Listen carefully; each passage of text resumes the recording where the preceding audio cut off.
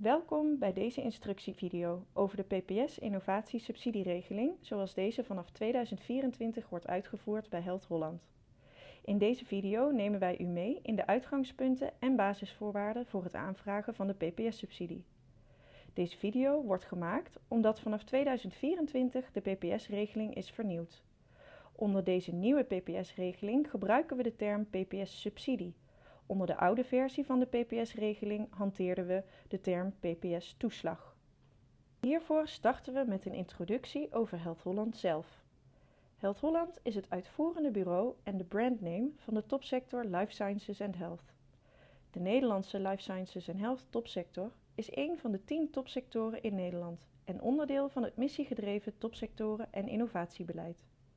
De topsectoren zijn aangewezen door het ministerie van Economische Zaken en Klimaat op gebieden waar het Nederlandse bedrijfsleven en onderzoekscentra wereldwijd in uitblinken en daarmee substantieel kunnen bijdragen aan de mondiale maatschappelijke uitdagingen.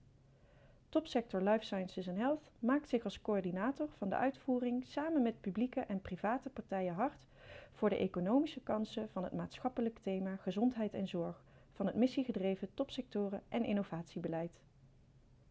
Het maatschappelijk thema gezondheid en zorg is gedefinieerd door het ministerie van Volksgezondheid, Welzijn en Sport. Dit maatschappelijk thema bestaat uit een centrale missie, welke wordt ondersteund door 5 specifieke missies. De centrale missie luidt: in 2040 leven alle mensen in Nederland tenminste 5 jaar langer in goede gezondheid en zijn de gezondheidsverschillen tussen de hoogste en laagste sociaal-economische groepen met 30% afgenomen. De 5 specifieke missies richten zich op de leefstijl en leefomgeving, zorg in de eigen leefomgeving, chronische ziekte, dementie en maatschappelijk ontwrichtende gezondheidsdreigingen. Meer informatie over het maatschappelijk thema gezondheid en zorg kunt u vinden in de kennis- en innovatieagenda die is gepubliceerd op onze website. Een essentieel onderdeel van het topsectorenbeleid is de PPS-innovatieregeling. PPS staat voor publiek-private samenwerking en betreft samenwerkingen tussen onderzoeksorganisaties en het bedrijfsleven. De PPS-innovatieregeling heeft als doel om publiek-private samenwerking te stimuleren voor onderzoek dat voor economische en maatschappelijke impact zorgt. Health Holland gebruikt deze PPS-subsidie om innovatie te stimuleren op het gebied van Life Sciences and Health en zo bij te dragen aan het versterken van de Nederlandse economie en het behalen van de gezondheids- en zorgmissies. Voor het aanvragen van PPS-subsidie bij Health Holland gelden enkele algemene voorwaarden waar wij u nu doorheen zullen begeleiden.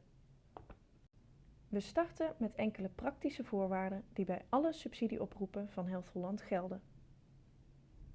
Ten eerste dienen projecten waarvoor PPS-subsidie wordt aangevraagd uitgevoerd te worden door een consortium, bestaande uit tenminste 1 onderneming met winstoogmerk en 1 onderzoeksorganisatie. Onderzoeksorganisaties zijn onder andere universiteiten, universitair medisch centra, hogescholen en TO2-instellingen, zoals TNO. Indien u twijfelt of een partij waarmee u wilt samenwerken voldoet aan de definitie van een onderzoeksorganisatie, dan kunt u het beste contact opnemen met Health Holland. Ten tweede dienen projecten uitgevoerd te worden voor gezamenlijke rekening en gezamenlijk risico. Er dient sprake te zijn van een daadwerkelijke samenwerking. Contractresearch voldoet dus niet. Bij een daadwerkelijke samenwerking dragen alle consortiumpartners inhoudelijk bij aan het project en worden de afspraken omtrent de samenwerking en bijvoorbeeld het intellectueel eigendom opgetekend in een consortium agreement. Binnen de PPS-subsidieprojecten dient te worden voldaan aan de kaderregeling betreffende staatssteun voor onderzoek, ontwikkeling en innovatie. Health Holland hanteert hiervoor een standaard consortium agreement template, welke te vinden is op onze website onder het kopje Financiering. Ten derde dienen projecten te bestaan uit fundamenteel onderzoek, industrieel onderzoek en/of experimentele ontwikkeling. Deze type onderzoek, oftewel Research and Development, vormen de kaders van de te financieren activiteiten. Fundamenteel onderzoek betreft experimentele of theoretische activiteiten om nieuwe kennis te verwerven over de fundamentele aspecten van verschijnselen, zonder directe praktische toepassing. Industrieel onderzoek is planmatig onderzoek om nieuwe kennis op te doen voor het ontwikkelen van nieuwe producten, procedures of diensten, of om bestaande producten, procedures of diensten aanmerkelijk te verbeteren. Experimentele ontwikkeling is het gebruiken van bestaande kennis en vaardigheden met het doel om nieuwe of verbeterde producten te ontwikkelen. Fundamenteel onderzoek staat het verst van de markt af. De producten, diensten en procedures waar experimentele ontwikkeling zich op richt, bevinden zich dichter bij de markt. Projecten waarvoor bij Health Holland PPS-subsidie aangevraagd wordt, dienen inhoudelijk bij te dragen aan het maatschappelijk thema gezondheid en zorg en daarmee aan het behalen van de centrale missie en de 5 onderliggende specifieke missies, zoals beschreven in de Kennis- en Innovatieagenda, oftewel de KIA. Binnen deze KIA is er voor de PPS-subsidie ook een nadrukkelijke focus op technologische innovatie. Health Holland zal de PPS-middelen inzetten volgens 3 principes. Deze principes zullen dan ook in de verschillende subsidieoproepen als uitgangspunt worden gebruikt en een belangrijke rol spelen in de beoordeling van de projecten. Deze 3 principes zijn: gelijkwaardige samenwerking binnen de consortia in het vormgeven en uitvoeren van de PPS-projecten, vraaggestuurd onderzoek, waarbij er een duidelijke vraag of behoefte is vanuit de praktijk en/of maatschappij, en impactgenererend onderzoek, met een focus op de maatschappelijke en economische impact van het project en de samenwerking. Maar wat zijn de financiële voorwaarden voor het inzetten van PPS-subsidie bij Health Holland? Vanaf PPS-programma 2024 wordt binnen een project de maximale PPS-subsidie op partnerniveau berekend in plaats van op projectniveau. Het vaststellen van de PPS-subsidie op partnerniveau houdt in dat er per organisatie berekend wordt hoeveel PPS-subsidie deze organisatie binnen een PPS-project mag aanwenden.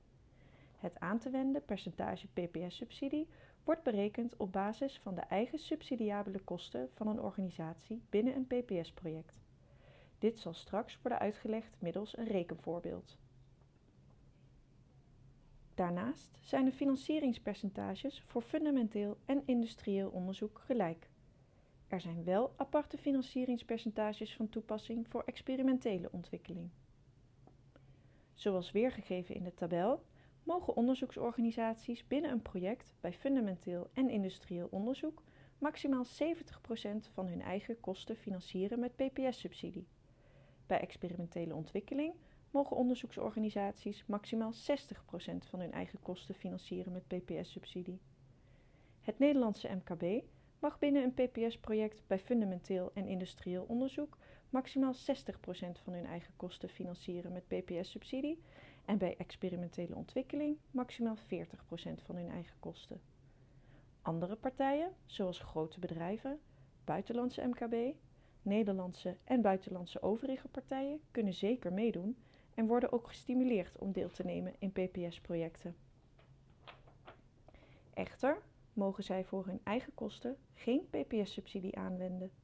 Hun eigen kosten dienen gefinancierd te worden door een eigen in-kind bijdrage of bijvoorbeeld middels een cashbijdrage van een andere partner in het project. De maximale totale PPS-subsidie voor een project, dus de som van de PPS-subsidie aangewend door verschillende partners binnen het project, zal afhankelijk zijn van de call waarin de PPS-subsidie kan worden aangevraagd.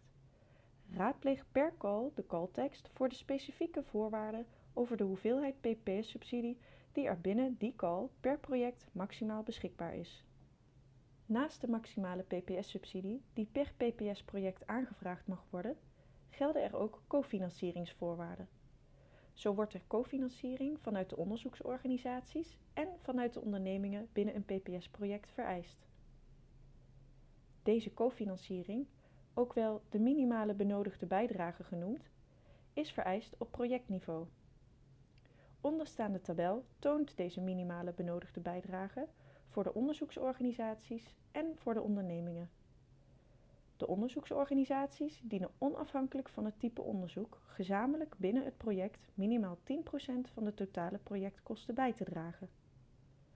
De ondernemingen met en zonder winstoogmerk binnen een project dienen gezamenlijk minimaal 15% van de totale projectkosten bij te dragen bij fundamenteel en industrieel onderzoek. Bij experimentele ontwikkeling dienen de ondernemingen minimaal 30% van de totale projectkosten bij te dragen. Alleen de kosten die partners zelf dragen tellen mee als cofinanciering. De kosten van een partner die gefinancierd wordt met PPS-subsidie tellen niet mee voor de minimale vereiste bijdrage aan het project. Daarnaast dient elke consortiumpartner in het project een in-kind bijdrage te leveren. Dit is in ieder PPS-project verplicht in de vorm van loonkosten, welke ook aangevuld kunnen worden in de vorm van het leveren van materialen en hulpmiddelen. Vanaf PPS-programma 2024 zijn in-cash bijdrages niet meer vereist voor grote bedrijven. De maximale PPS-subsidie per partij en de minimaal benodigde bijdrage binnen een project zullen niet optellen tot 100% van de kosten. Onder andere factoren zoals de verdeling van de kosten over de partners, de verschillende soorten partners en het aantal partners zijn allemaal van invloed op de uiteindelijke vorm en verdeling van het budget. Daarom zijn projectspecifieke onderhandelingen tussen partners nodig om het budget rond te krijgen. Om de financiële voorwaarden te verduidelijken, zullen we stapsgewijs door een rekenvoorbeeld lopen om te laten zien hoe de financiële voorwaarden worden toegepast. We gaan in dit voorbeeld uit van een project dat in zijn geheel uit industrieel onderzoek bestaat. In dit project werken binnen het consortium 4 partijen samen: een onderzoeksorganisatie, een Nederlands MKB, een groot bedrijf en een ziekenhuis. We beginnen met de kosten.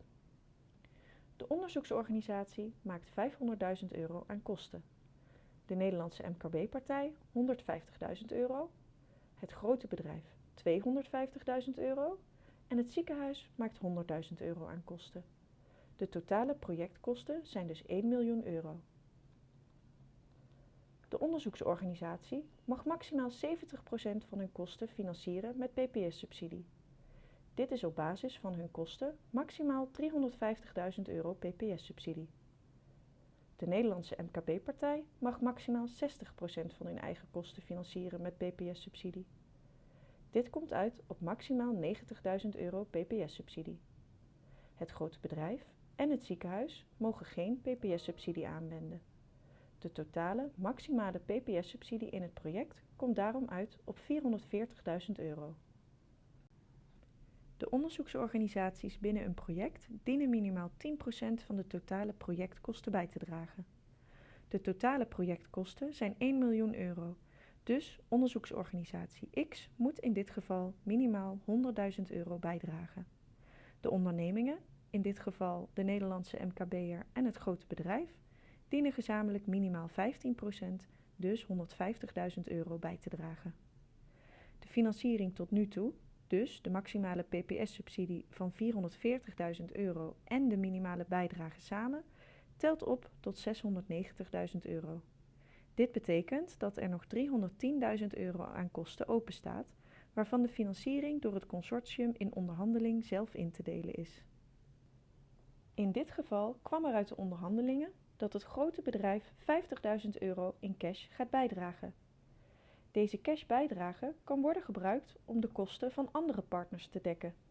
In dit geval €25.000 voor de onderzoeksorganisatie en €25.000 voor het ziekenhuis. Als we met dit gegeven naar het overzicht kijken van alle deelnemers, zien we dat de onderzoeksorganisatie om hun kosten van €500.000 te dekken €350.000 PPS-subsidie aanwendt en €25.000 cash ontvangt van het grote bedrijf. Hierdoor blijft er €125.000 over die de onderzoeksorganisatie in kind bijdraagt. Hiermee voldoen ze aan de maximaal aan te wenden PPS-subsidie en de minimale benodigde bijdrage vanuit onderzoeksorganisaties. De Nederlandse MKB'er maakt €150.000 aan kosten. Dit dekken zij met €90.000 PPS-subsidie en een in-kind bijdrage van €60.000. Het grote bedrijf maakt €250.000 aan kosten. Deze kosten dekken zij volledig met hun in-kind bijdrage. Daarnaast leveren zij een cashbijdrage aan het project van €50.000. Het ziekenhuis maakt €100.000 aan kosten. Om deze kosten te financieren ontvangen zij het andere gedeelte van de in-cash bijdrage van het grote bedrijf van €25.000 en doen zij een in-kind bijdrage van €75.000. De totale kosten van het project zijn €1 miljoen en hiermee telt de totale financiering ook op tot €1 miljoen. Elk jaar organiseert Health Holland zelf en in samenwerking met partners verschillende subsidieoproepen, ook wel calls genoemd. Voorbeelden van calls zijn de MKB-call, waarbij een Nederlandse MKB-partij in de lead moet zijn als hoofdaanvrager, de HINT Kickstarter Call voor een eerste internationale samenwerking en thematische calls gericht op specifieke thema's of missies. Deze calls worden gepubliceerd op onze website www.healthholland.com onder het kopje financiering. Per call worden er aanvullende voorwaarden vastgesteld op basis van het doel van de call, of kan er extra worden gefocust op een bepaald doel van de PPS-innovatieregeling en Health Holland. De voorwaarden, zoals in deze video gepresenteerd, zullen de basis vormen van elke call. Let op, de PPS-regeling is in het jaar 2024 vernieuwd. Onder deze nieuwe PPS-innovatieregeling is er sprake van PPS-subsidie. Onder de oude versie van de PPS-regeling hanteerde Health Holland de term PPS-toeslag. Het kan zo zijn dat er nog calls openstaan of projecten worden vormgegeven gericht op de oude regeling en dus de PPS-toeslag. De voorwaarden voor deze oude vorm van de regeling wijken af van de voorwaarden zoals hier gepresenteerd.